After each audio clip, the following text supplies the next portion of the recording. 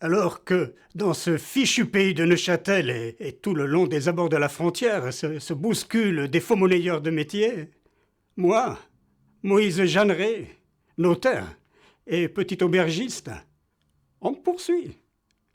Alors que ces crapules de faux monnayeurs profitent de leur connaissance de la gravure, de la mécanique, de la métallurgie et même maintenant de l'horlogerie pour manier comme personne les coins, les marteaux et les balanciers. Moi, qui ne suis pas manuel pour un sou, moi qui n'y connais rien, on me traque.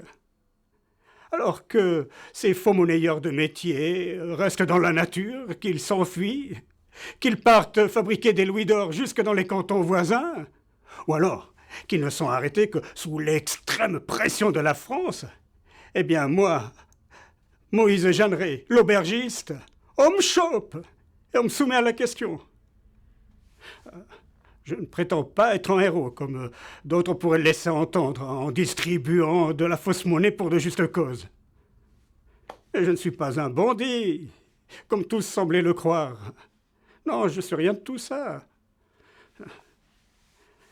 J'avoue m'être livré, fort jadis, à un peu de contrebande de vin, mais cela n'est rien de bien grave, vous en conviendrez. Non, je suis juste un aubergiste neuchâtelois gêné depuis des années par une affaire ruineuse.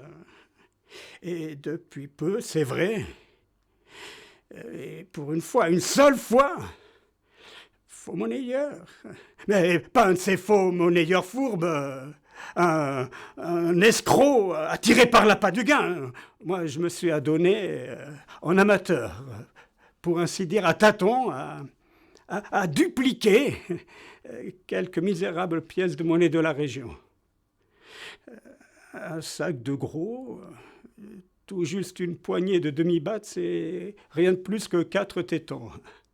À peine de quoi acheter quelques livres de bœuf et quelques douzaines d'œufs au marché. Et moi, honnête homme,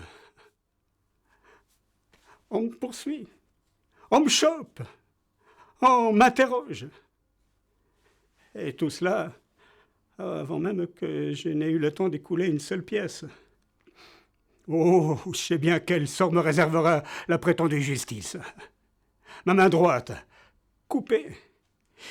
Et moi, pendu au gibet.